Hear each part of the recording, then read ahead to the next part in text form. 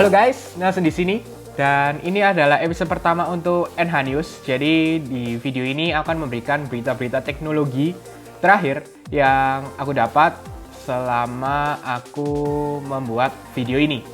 Jadi bagi kalian yang belum subscribe, jangan lupa klik tombol subscribe dan juga lonceng dan follow Instagramku @nhtechid.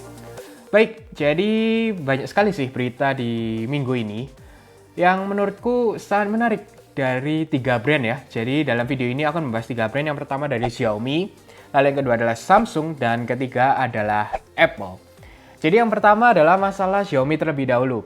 Jadi bagi kalian yang menunggu untuk Xiaomi Mi 11, Xiaomi Mi 11 akan launching global pada tanggal 8 Februari jam 7 malam waktu Indonesia Barat.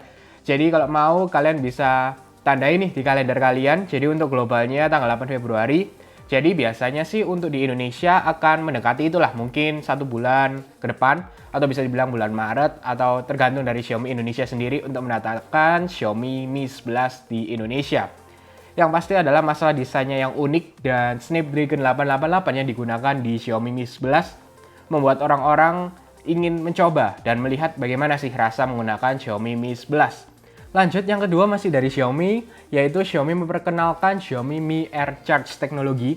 Jadi chargernya ini dengan alat yang besar, dia bisa langsung menembakkan sinyal ke HP yang pastinya support dengan 5 watt ya charging. Jadi kalian tidak usah colokan, tidak usah ada tempat untuk baru charging, ini bisa ngecas. Jadi kalian di area tempat pengecasan itu akan ngecas.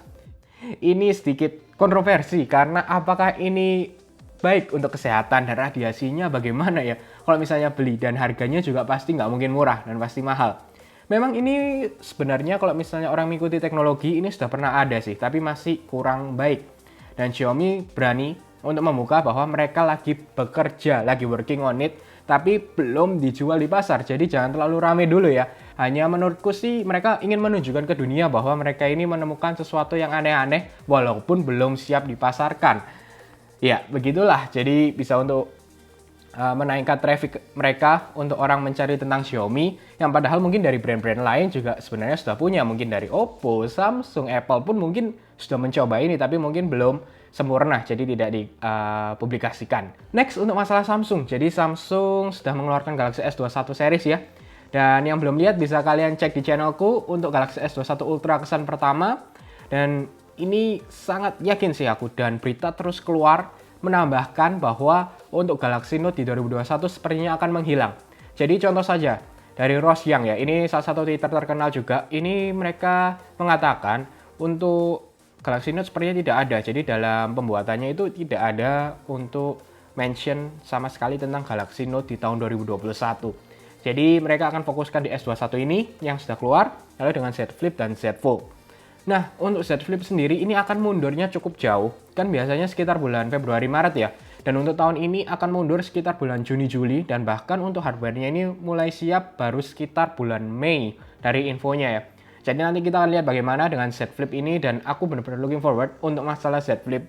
Karena sebelumnya sering drop menurutku untuk frame rate-nya, dan semoga dengan 120Hz screen yang baru dengan LTPO, Z Flip ini bisa menjadi lebih baik. Next, dari Apple. Jadi yang pertama adalah dari Tim Cook nih. Pada minggu ini Tim Cook mengatakan untuk menekankan masalah privacy dan privacy yang utama. Lagi-lagi ini tidak selesai-selesai. Ini rame lagi untuk masalah Facebook dengan Apple untuk masalah privacy ini. Karena menurut Facebook ini kewenangan yang seenaknya dilakukan oleh Apple, tapi menurut Apple itu adalah yang terbaik untuk customer-nya. Jadi mungkin bagi kalian yang sudah follow Instagramku, kalian akan banyak nih melihat masalah ini. Dengan Tim Cook ya, dengan Facebook dan Mark Zuckerberg, aku juga share di story Instagramku. Dan memang ini bisa dibilang ada pro kontra masing-masing.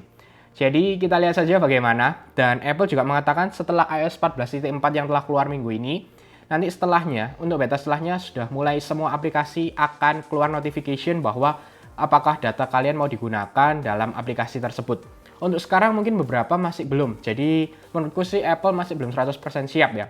Tapi mulai perlahan-lahan memang ke arah sana, dan setelah iOS 14.4 ini benar-benar akan mengutamakan masalah privacy. Jadi kalau misalnya ada aplikasi yang mengambil data dari kalian, itu kalian bisa menolak langsung. Lalu selanjutnya adalah masalah ultra wideband chip yang kemarin keluar iOS 14.4, dan banyak nih yang di Indonesia mengatakan tidak bisa support ultra wideband chip di iPhone 12 ya dengan HomePod mini yang mereka beli dari luar.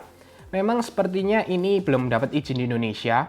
Ini sebenarnya juga untuk ultra wideband ini digunakan di SmartTech di Samsung ya, yang barusan keluar bersamaan dengan Galaxy S21.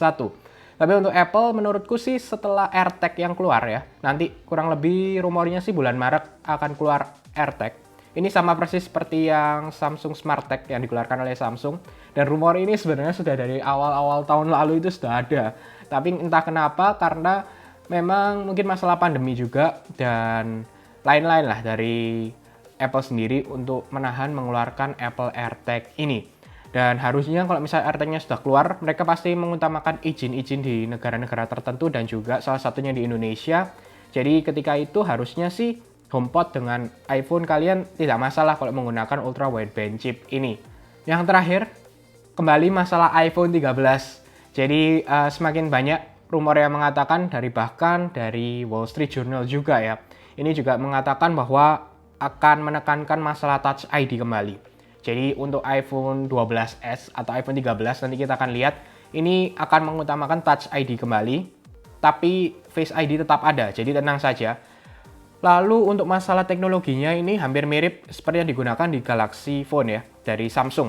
Dengan menggunakan ultrasonic untuk Touch ID-nya dan mereka juga mungkin memarketingkannya adalah ya karena ini pandemi banyak yang pakai masker, mungkin mereka akan mencampur antara Face ID dan juga Touch ID.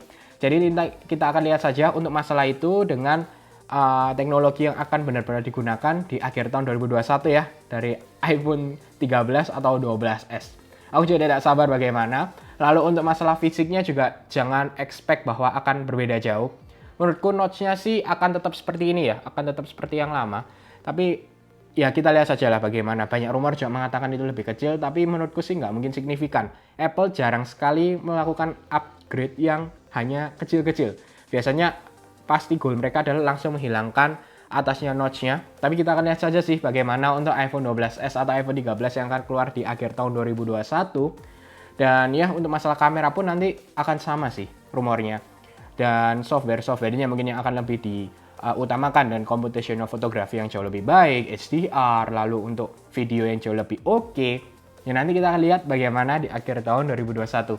Jadi itu tadi untuk berita-berita yang sangat menarik lah ya di minggu ini, dan aku harap info ini membantu kalian untuk mengatur lah kapan waktunya beli HP ataupun teknologi yang akan keluar di tahun 2021 ini. Oke, semoga kalian suka dengan video ini. Jangan lupa untuk share, like, subscribe, dan sampai ketemu di video selanjutnya.